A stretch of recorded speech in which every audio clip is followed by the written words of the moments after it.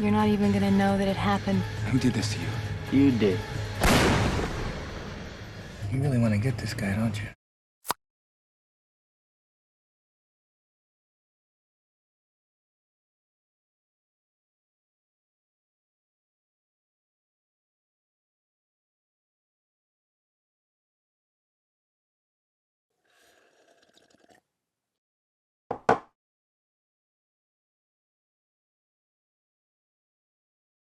I don't have the slightest idea how to end this running gag.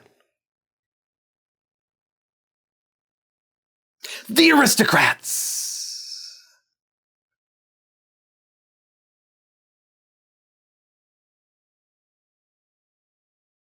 Spoilers for the following Scooby-Doo film.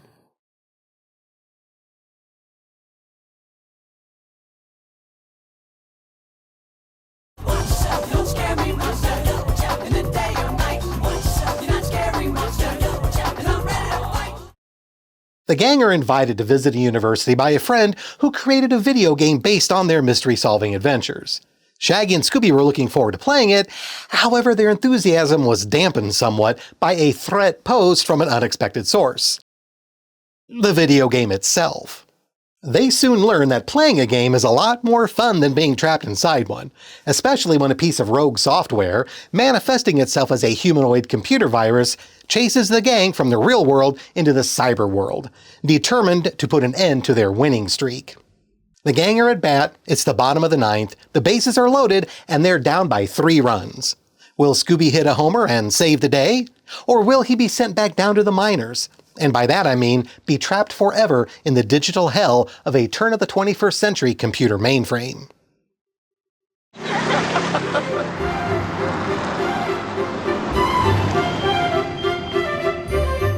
Ah yes, prestigious State University.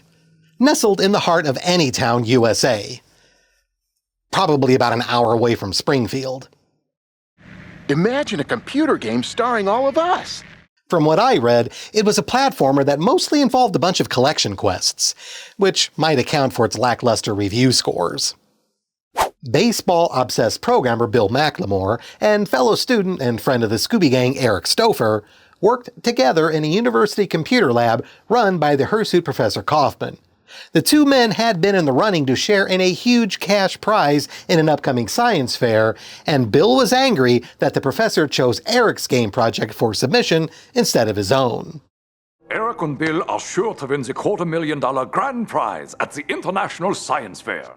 This time around, we have an exact figure for the villain scheme. $250,000 in 2001 would be worth over $440,000 in today's money. As revenge for his game not being chosen, as well as to sabotage How? When? Eric's game, Bill created a sentient computer virus, which he beamed into the real world through the hyper-energy laser the team had invented. He hoped his phantom virus would attack the lab and frighten Eric away, so Bill's baseball game would not only take the place of Eric's Scooby game in the science fair, but he would also not have to share the prize money. At least, that's what I think the intention was by the writers of this film, because the more I watched Scooby-Doo and the Cyber Chase, the more confusing the science fair element of the plot became.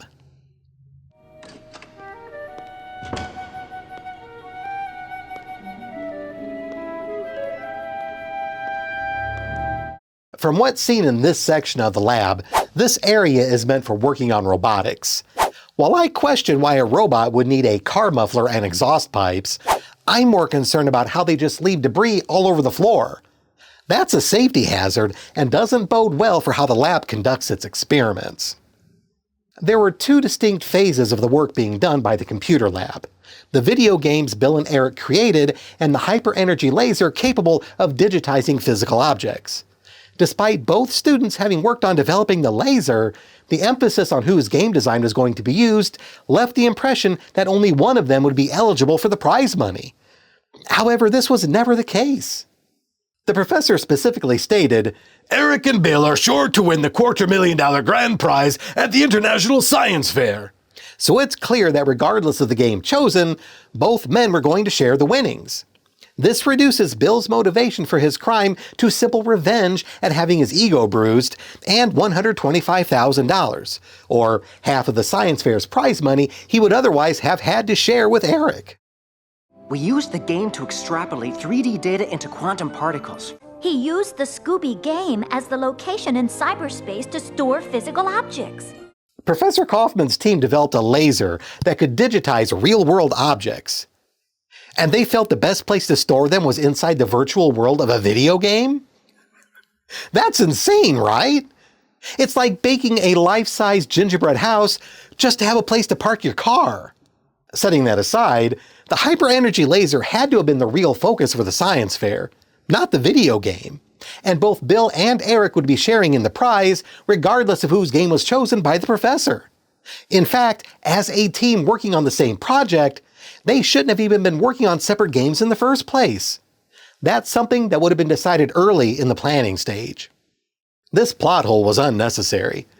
All the writers needed was a line from the professor saying he decided to use Eric's Scooby game idea early on because it offered a larger number of unique locations to store real-world objects, as opposed to a baseball game with presumably just a single stadium. Bill could have then programmed his baseball game in his spare time along with the Phantom virus, so when he released the latter and had deleted the Scooby game from the lab computers and frightened Eric away, Bill could not only offer his own game as a convenient backup, but also claim the entirety of the science fair prize money. Of course, just because Eric ran away wouldn't mean he was abandoning his share of the winnings. That aspect of Bill's plan was never going to work under any circumstances. Eric's name was presumably all over the hyper-energy laser schematics, so unless the professor had been in on the scheme to delete records of Eric's involvement, there was no way Bill could have cut Eric out of his share of the $250,000. That's presuming Bill and Eric would have won the science fair. It was a competition after all, so without seeing what projects they were up against, we have no idea if they were a shoo-in. Thus, even if Bill succeeded in replacing Eric's game with his own and somehow managed to cheat the latter out of his share of any winnings, there was no guarantee there would even be any winnings. You should share in the reward too. No. As a teacher, being able to guide young minds to their full potential is reward enough. This raises an interesting point. As students, Bill and Eric were presumably using the university's equipment to produce the hyper-energy laser. So who retains the rights to it? Under whose name will the patent be filed? There's a lot of legal gray area when it comes to intellectual property created through school-mandated courses. It's important to get an answer here because when you get right down to it, the hyper-energy laser would literally change the world.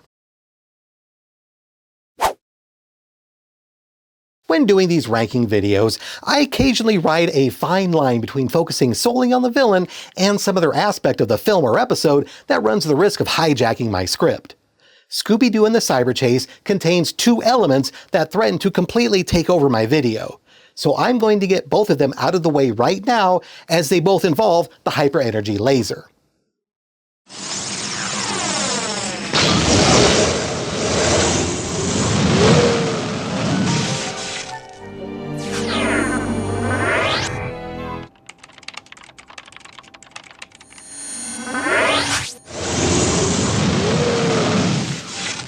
The hyper-energy laser is centuries ahead of its time, bordering on Star Trek technology. Indeed, it crossed that border and is enjoying authentic arroz con pollo and not the cheese and rice dish they feed us gringos. Digitizing real-world matter and storing it in a computer buffer to be later reconstituted is literally Star Trek transporter technology, while recreating multiple copies of stored data is literally Star Trek replicator technology. Shaggy and Scooby do exactly that during the post-credit scenes. It's reasonable to say this invention developed by Professor Kaufman's lab is worth trillions of dollars, considering it would be able to replace multiple billion-dollar industries like travel, manufacturing, shipping, restaurant, and even agriculture. Despite whatever contracts the university had with student-developed technology, odds are the hyper-energy laser patent was going to be tied up in the courts for years to come. If it even gets that far.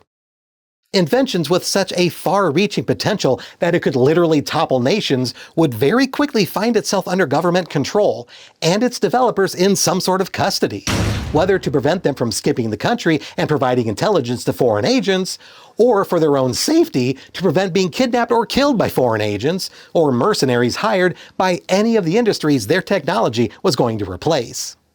Professor Kaufman probably already knew what kind of shit show it was going to become and decided to nope the hell right out of it. That takes care of the economic side of the hyper-energy laser. Now to focus on the ethical and metaphysical side. Unlike most Scooby media, even in the Renaissance era, this one deals with some heavy subjects like the nature of consciousness and the fundamental laws of matter itself. Very much like most Scooby media, however, it never realizes that it is even delving into such heavy subjects and thus misses the significance of them completely. Your friends have been transported into cyberspace! The majority of the film takes place in cyberspace, but were the gang actually there? It boils down to how you define the term. Some choose to use it as analogous to the internet, meaning that cyberspace is the nebulous digital frontier where computer networks are joined, similar to how the human brain is composed of individual synapses and the electrical energy that connects them.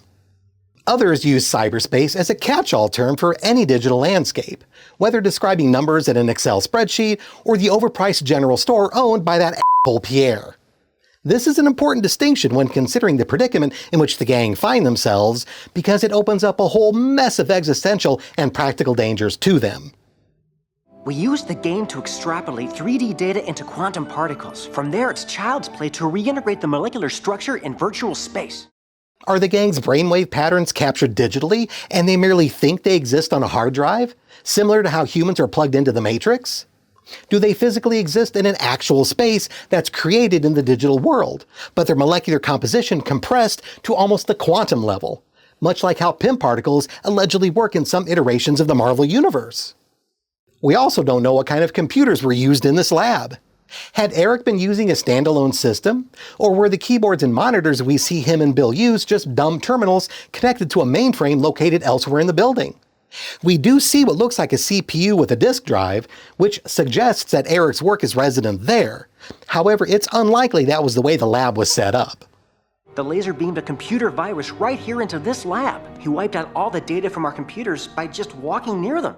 This line suggests that the computer lab was comprised of a mainframe with dumb terminals because, if the Phantom virus had wiped out all the data from the computers, how could Eric and Bill later show the gang their video games? Their software had to have been resident elsewhere in the building, or it would have been destroyed by the virus. We do see it wiping the computers that the two had been working on. Why am I focusing on this? Computer games under development are notoriously riddled with bugs. It takes countless hours of beta testing to work through them all. Even when close to launch, game-crashing bugs can be common. Even post-launch, game-crashing bugs can be common. When digitized, if the gang were resident in the RAM on Eric's computer, they were just a single misplaced 1 or 0 from having the system crash and being lost forever. Even if the software was bug-free, all it would take would be a power surge or a faulty hard drive or blown power supply or anything else that would cause the computer to fail, and that would be it for the Scooby Gang, not even leaving anything behind to bury. However, if they're on a mainframe, at least there's a chance for recovering the contents of the system's RAM before it would get overwritten by new data. You're the characters in Eric's video game. And you're from the real world. Jinkies! Setting aside the safety of the real-world Scooby Gang, what exactly is the status of the cyber Scooby Gang? Were they an extremely well-programmed artificial intelligence created by Eric to mimic his friends? Did they have souls, or even consciousness? They certainly seemed self-aware and even knew their own status as computer-generated characters in a video game. If that's the case, what are the ethics of turning off the game? Would that constitute murder? Do the Cyber Scooby Gang lose their memories between game sessions? Are they killed at the end of every play and then reborn whenever someone hits start on the main menu? Let's take a moment to appreciate the fact that Eric programmed his version of the Scooby Gang to know their characters in a computer game. What kind of hell must that be like for them? This is serious Twilight Zone levels of psychological torture right here. Eric is a goddamn sociopath. Hey, what's this? Zoinks! I've still got the magnet Professor Kaufman gave me. I know it's just a cartoon, but can we get a little consistency here? What are Shaggy's pockets made of? Steel? The magnet should have affected his counterpart even from inside them.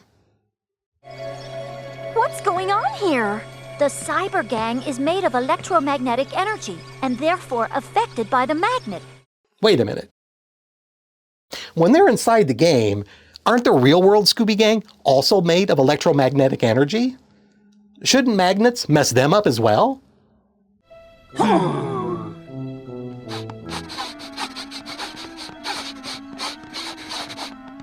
Eric apparently programmed his characters to have stinky butts. Did I really wear that years ago? That jacket with that skirt? Why'd you pick this place to hide? Me? I was following you. If you thought this wasn't a good place, you should have said something. The Daphnes are kinda shitty to each other, aren't they? Look how fat I am! Oh, it's just a trick mirror. You look perfect. Oh, thanks. You too. Oh, at least they made up. Hey, where are you? Come on. God damn it, Daphne. Oh no! Danger-prone Daphne, huh? Maybe they should call him F It Up Fred. The Phantom virus also appears to have a lot of agency and borderline sentience. Was it also a highly developed AI created by Bill? Or did he perhaps copy his own brainwaves to use as a template for his creation's thought patterns? Which, considering all the baseball elements to the Phantom virus's personality, seems extremely possible.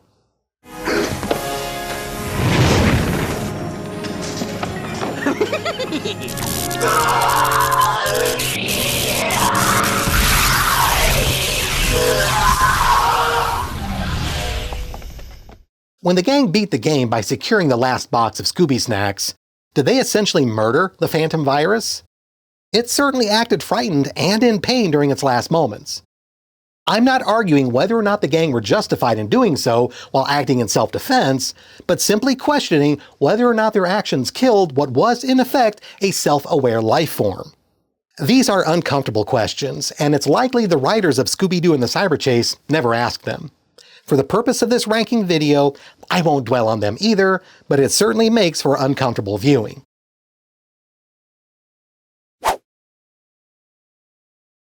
Bill's scheme wasn't that original, as it boiled down to the bad guy inventing an artificial being to carry out his crime. Just like how Mr. Dilly created the No-Face zombie to steal the Golden Galleon. It was also an ego-driven plot, similar to how Buck Masters kidnapped competing canines so his would win the big dog show. It even involved the bad guy betraying a fellow student, like how Mario tried cheating Antonio out of the Doge Malvolio treasure. Some of my viewers have mentioned that it's unfair of me to judge later villains for a lack of originality because, as they keep adding new series and films to the Scooby-Dooverse, it would be practically impossible to introduce wholly original schemes, particularly as they need to remain true to the Scooby formula. I do see their point and agree with it in many respects.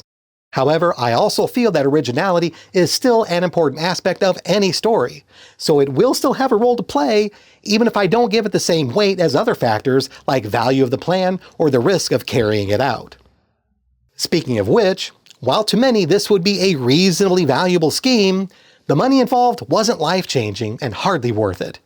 Bill was already guaranteed a payday of $125,000, which would have been his half of the $250,000 prize. Well, I say guaranteed, but as discussed, that's only if he and Eric's project took first place at the science fair. Setting that aside, I should clarify what I meant by this not being life-changing, considering that the equivalent of over $200,000 in today's money would absolutely be life-changing for many of us. It just wouldn't be for Bill. Back in 2001, when this film was released, the average annual salary for a software engineer was around $63,000. This means that Bill was willing to betray his friend and put the lives of a group of total strangers in danger for roughly 2 years' salary. And that's being conservative. Bill was part of a computer lab that created Star Trek technology, so he would probably command a lot more of an income than some schmo who took a course in C in community college. Granted, as I've said before, there's no accounting for greed, and awful people are willing to do awful things for any amount of money, even if rational people can tell it's not worth their time and effort. That just leaves the ego side of things, and for someone like Bill, and those like him, there's seldom any depth they won't stoop to when it comes to servicing their own self-satisfaction. Then again, it's easy to say a crime isn't worth committing if it involves significant risk of capture. But did Bill's scheme involve any to him personally? I would argue it was practically risk-free for the villain, or rather there were already much bigger dangers for anyone working in that lab. You don't want to eat those. Huh? Because they're grown in radioactive soil.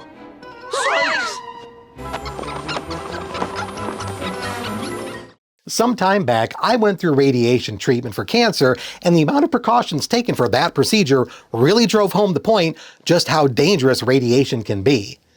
I had to isolate from my family and pets for almost a week, wearing disposable gloves when leaving my room, carefully wiping down any surfaces I came into contact with, and generally treating my body and anything leaving it as toxic. Because it was. What does it say for a lab that keeps irradiated produce out in the open where any unsuspecting visitors would be exposed to it? I'll tell you what it says. It says the lab is when it comes to safety procedures. Thanks for keeping Shaggy and Scooby from glowing in the dark. I thought you were the smart one, Velma. You should really be asking why the radioactive tomatoes aren't in a secured, lead-lined room. That computer lab will probably contribute to more cancer diagnoses than a Dick Powell film set. Between the cluttered robotics workshop and the unsecured radioactive materials openly contaminating the lab, Professor Kaufman was extremely lax when it came to basic safety and security.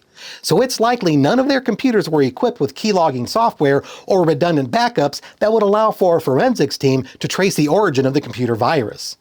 All Bill had to do was format the hard drive on whatever computer he had used and claim it was wiped during the first attack.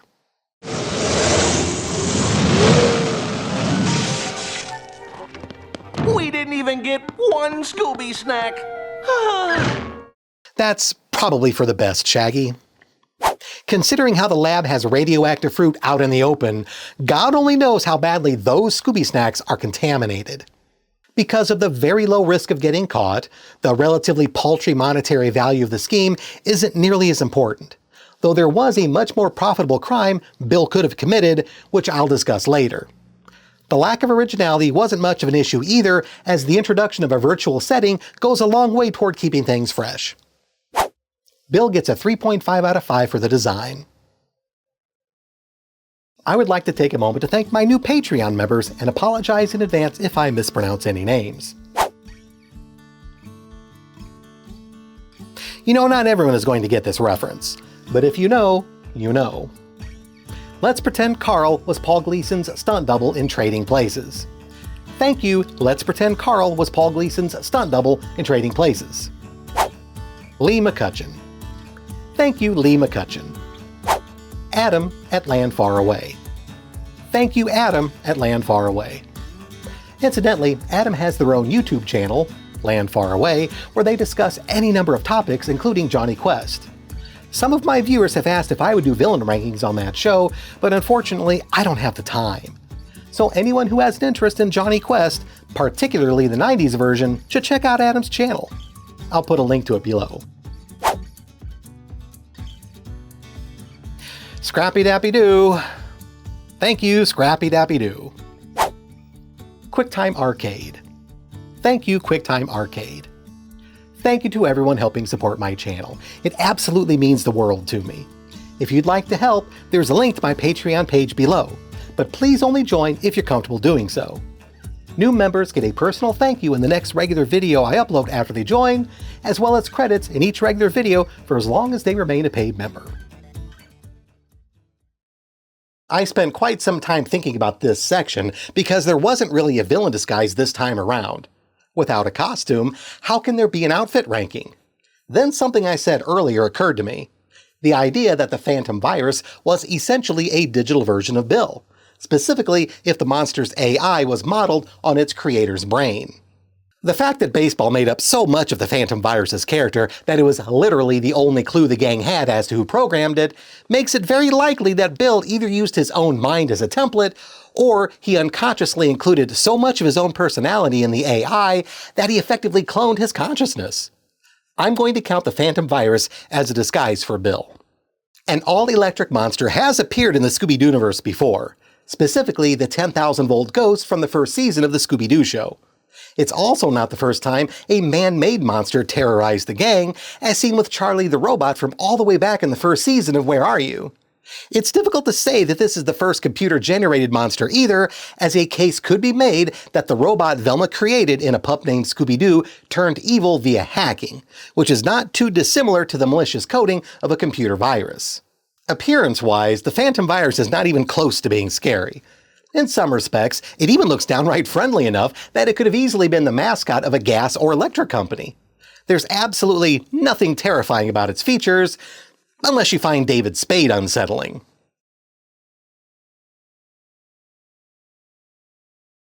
The basic design of the Phantom Virus is also reminiscent of the star creature from the first season of Scooby-Doo and Scrappy-Doo, as they both glow and are essentially composed of nothing but sharp angles. And it's not just the Scooby-Dooverse that sees this monster's face either, as it looks strikingly similar to Smoke, the anthropomorphic cloud of reefer from Cartoon All-Stars to the rescue.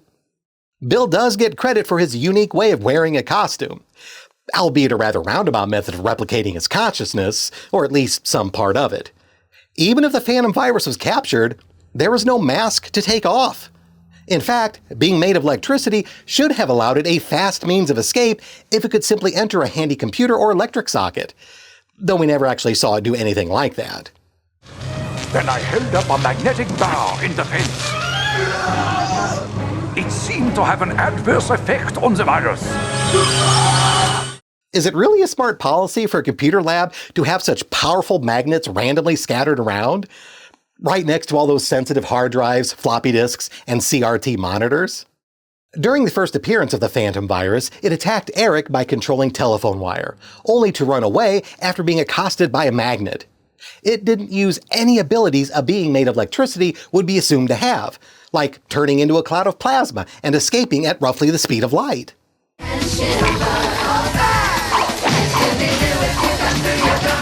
Even the abilities it did show off were inconsistent. We saw that the Phantom Virus was able to manipulate electronic devices, yet later it allowed itself to be beaten senseless by a robot controlled by Scooby, when it should have been able to take control of the robot and use it to beat Scooby senseless. I do give the Phantom Virus credit when it comes to special effects, as it glowed and did occasionally shoot electric bolts from his fingers. Of course, that's a bit of a cheat, as those abilities are simply attributes it has due to the nature of its being. It's like giving Dracula props for being able to fly, when it's simply something vampires are supposed to be able to do anyway.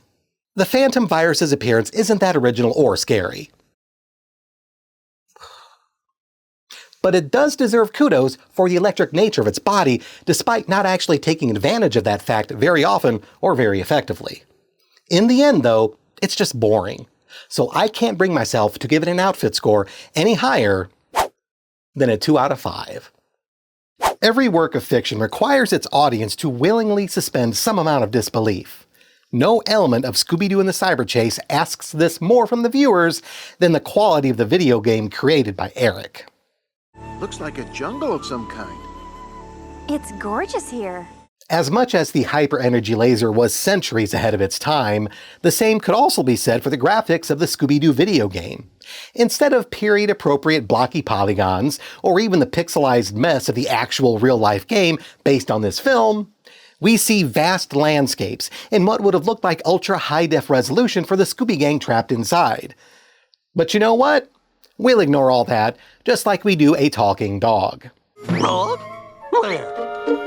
Examining the positives of Bill's operation, he did successfully create a sentient computer virus and managed to bring it into the real world without anyone else in the lab discovering what he had done.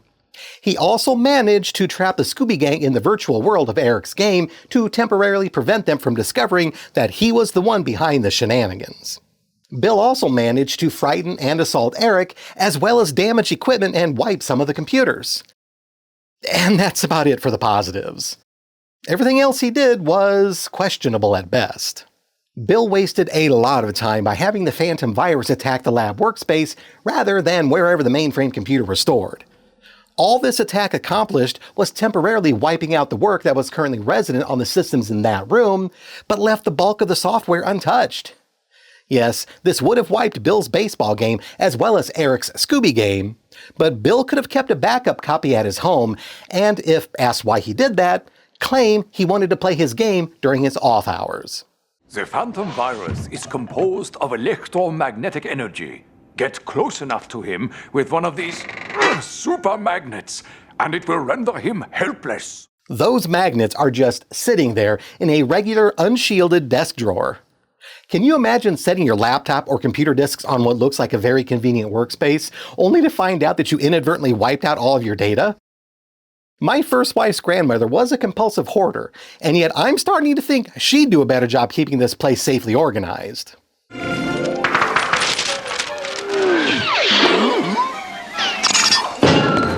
In case anyone argues that most magnets wouldn't necessarily harm a hard drive or computer equipment unless they're ridiculously strong, this scene of Scooby's magnet being powerful enough to pull the pins off of a wall from over 20 feet away should illustrate just how strong they were.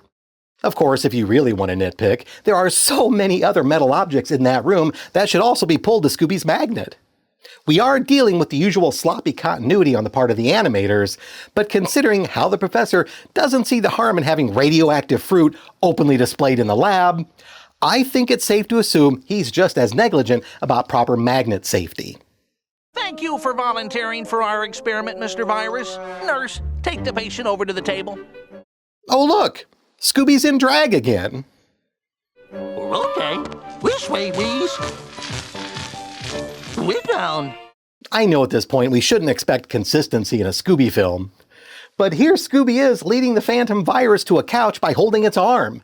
Yet at the beginning of the film, we saw that the monster was hot enough to boil liquids simply by walking next to them. Shouldn't Scooby's paws be blistered from doing that? Just relax. Wouldn't those rubber electrodes You know what? Never mind.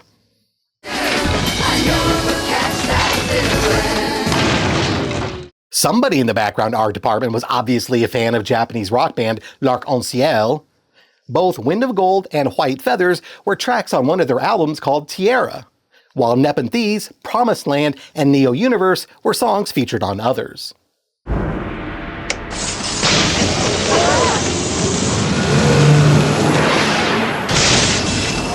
Why did Bill transport the gang to cyberspace? Was this an attempt to commit murder in and of itself? After all, up to this point, the lab had only digitized non-living matter. Bill had no idea if living beings could survive the hyper-energy laser. At best, this was felony reckless endangerment. Though this wasn't the first time the gang had been put into danger by Bill's actions. The Phantom virus had shot electric bolts at them even before they entered the video game, though the threat to their lives definitely increased once they were digitized, as they spent most of the time in the game running from various monsters and even dodging direct attacks by the Phantom virus itself. The thing is, Bill didn't need to do anything else once the gang were inside Eric's game. We never saw how the Phantom virus made it back into cyberspace, so presumably Bill beamed it inside beforehand to await everyone's arrival. But wouldn't it have been smarter for him to have the virus attack the mainframe in the real world after he trapped the meddling kids in the cyber world? Erasing the data there would have killed 2 digital birds with 1 digital stone. Eric's game and the Scooby Gang. The Scooby game has 10 levels. You need to battle monsters or villains while trying to find a box of Scooby snacks on each level. I checked, and the gang does indeed go through 10 separate stages. The Moon, a Roman Coliseum, the Prehistoric Era, Under the Ocean, Shrunk in a Backyard, Old Japan, Egypt, Medieval Europe, the North Pole, and a large city. So, throw a switch or something and get them out! The game doesn't work that way. They'll have to play through all the levels to get out. You're kidding me. Wait a minute. Since when do they have to play through all the levels to get objects out of the video game? We saw earlier how the professor digitized a box of Scooby snacks only to pull it right back out of the machine moments later. Even setting that plot hole aside, it was earlier implied that the lab regularly used the Scooby game for storing real-world objects. So wouldn't this mean they had to play through the game in its entirety whenever they wanted to recover anything? Incidentally, this is yet another example of just how poorly the lab was managed, since there should have been safety protocols in place to prevent unauthorized use of the laser. Until they can get out by winning every level of the game, the danger in there will be very real. Okay, they've made it to the last level. But this one's the toughest of them all. No player has ever won it, not even me. What kind of a programmer doesn't install cheat codes in their own game? I'm not being facetious here. Cheat codes are fun, but the primary reason they're used is for testing purposes. Programmers need to be able to jump to any part of the game at any time during its build, and it's cumbersome to play through a level just to reach a specific section that needs testing. Thus, they add the ability to warp, or not take damage, or fly, or walk through walls. Once the game is ready to go live, these cheats are either removed or simply left in place if the method to access them is too involved for the average player to find on their own. At the very least, Eric should have access to a developer's console where he could directly interact with the game settings to make things easier on the gang. Forcing them to play through a deadly video game instead of simply deleting their code was needlessly overcomplicating things, making Bill just as incompetent as any of the worst of the Batman villains, guilty of leaving their victims in a death trap, but not sticking around long enough to make sure it worked. You know, getting beamed into cyberspace might not be such a bad thing. Maybe if we play along, we can find out who created this virus. I've mentioned before how casual the gang are when it comes to getting stranded in the middle of nowhere when the mystery machine breaks down. But this is on a whole new level. They're trapped on the moon, in spacesuits with a presumably limited amount of oxygen, in a video game in a lab haunted by a living computer virus with the ability to wipe a hard drive bare simply by pointing at it, and at this point they have no idea how to get home. Let's play ball. Let's play ball. What are these white lines for? It's one thing spouting baseball lines like, "let's play ball," because that expression is ubiquitous enough to be used in any number of situations. But what's the deal with the baseball diamond in the middle of the Coliseum? It's never used for anything. The Phantom virus went out of its way to include it for no discernible reason whatsoever. Bill made a fatal mistake by basing the Phantom virus on himself. Had he left his AI with a neutral personality with no taste for the dramatic, the monster would have simply attacked Eric and the rest with all the cold, robotic determination of the T-800. Better yet, Bill should have programmed the Phantom virus with characteristics of Eric or Professor Kaufman to potentially frame either of them in case things went wrong. Hey, wait, I found something. Who turned on the laser? Not me. Bill also made himself look much more suspicious by being the first one to allegedly notice the virus. His system was the first to be affected, and any investigator would likely put him at the top of the suspect list for that reason alone. This was almost as blatant as Carl the Stuntman wearing his own tailor-made costume on the movie set he was trying to terrorize. Carl the Stuntman. All I'm getting is that the virus had a thing for baseball. Bill, not so fast, kid. Why did Bill run away at the end when it just made him look guilty? The only evidence the gang had was that the Phantom virus liked baseball. Well, guess what? There were two games in the mainframe. Eric's, that was based on the Scooby Gang, and Bill's baseball game. Isn't it reasonable to think that perhaps the Phantom virus could have absorbed its baseball obsession from that? If he was better at keeping calm and thinking on his feet, Bill could have easily talked his way out of it. Let's not forget that the Phantom virus was a computer virus. It could have been created anywhere in the world and infected Kaufman's lab via a network connection. It did not have to be someone in their group who created it. Hell, it was entirely possible that the virus was a sentient AI created by another computer facility elsewhere in the world, and it infiltrated Kaufman's lab to achieve a physical body after it discovered the existence of the hyper-energy laser. That was essentially Ultron's plot in the second Avengers movie. Scooby-Dooby-Doo, where are you? We've got some work to do now. It's become a tradition for the Scooby Renaissance films to have a popular band or singer perform the theme song. In Zombie Island, it was Third Eye Blind. In Witch's Ghost, it was Billy Ray Cyrus. In Alien Invaders, it was Jennifer Love Hewitt. And for Cyberchase, it was the B-52s. I have to say, Third Eye Blind and the B-52s were obvious choices, and even though Billy Ray Cyrus was effectively a one-hit wonder, don't play that song, that achy breaky song, and reached his peak when he reached his peak, he was at least known for his music at the time. Jennifer Love Hewitt was a baffling choice. I guess someone higher up really loved Party of Five. Mammoths didn't live in the same age as dinosaurs, but I'm not complaining. Nerd! Come out and play. Warrior, come out to play! Jeepers! It's the creeper! He said it! He said it! If Bill was so greedy and unethical that he was willing to screw his lab partner out of his half of $250,000, wouldn't a better scheme have been to steal the schematics for the hyper-energy laser and sell it to an evil billionaire or a hostile foreign government? This technology was worth more than the paltry winnings of an international science fair by an order of magnitude. Even the Phantom virus itself was worth a hell of a lot of money to the right buyer. Look at the chaos it managed to create in such a short amount of time in a university computer lab. Imagine the damage it could do in the hands of a nation's military. What would happen if Bill's sentient virus found its way into NORAD, or Mi'kmaq? That's Russia's version of NORAD. Or any nuclear installation anywhere in the world? Bill could potentially hijack the entire planet with his software.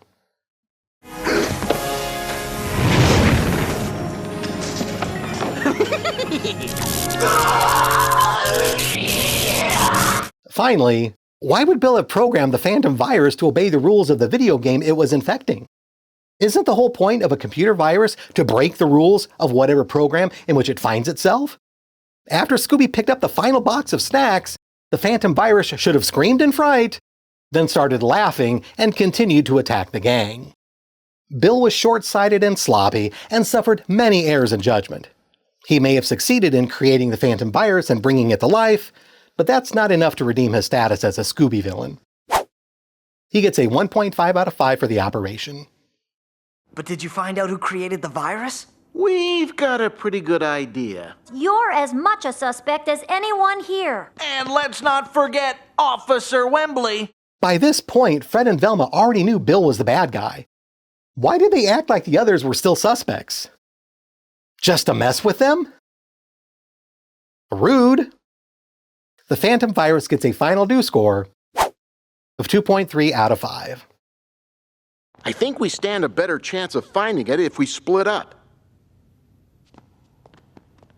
Hey, you guys, I didn't say how we were gonna split up. Like, do we ever do it any other way? That's one of my favorite bits in any Scooby film or series. I want to thank you for getting rid of that Phantom virus. Lunch is on me, guys. Eric is going to need that $250,000 prize if he's offering to buy lunch for Shaggy and Scooby. And best of all, we got to see an old friend, right, Scoob? Scooby-Dooby-Doo! Okay, the ramifications of this are just horrible. Imagine being able to program AI duplicates of your friends and loved ones, or even famous people, then bring them to life through the laser. This is a nightmare. And that's the final ranking of the villains from the Scooby Renaissance that began in the late 1990s, shown here along with the ones from my previous videos. All in all, I'm not surprised with the scores, considering most feel the quality of these films match the order in which they were produced, with Zombie Island being the best, and Cyberchase being the not best. Though technically the aliens from Alien Invaders ranked slightly higher than the two villains from Witch's Ghost, but many fans feel those two films were on par with each other, so having just a 1/10 of a point or two between their scores seems fair. I'm unsure what to use as a future palate cleanser after finishing the first season of the next Scooby series, whether it will be a later film from the 2000s, or possibly even something from the red shirt Shaggy era of the 1980s. But I am open to suggestions left in the comments section below. I hope to see you next time. Thank you for watching. If you enjoyed this video, please like, subscribe, and leave a comment. If you'd like to help support this channel, there's a link to my Patreon below, but please only join if you're comfortable doing so. Patreon members receive credit in my videos for as long as they remain a paid member, as well as a personal shout-out in the next regular video produced after they join. Shaggy and Scooby should really get a cancer screening. I mean, that's a good idea for everyone, but they were literally handling radioactive material.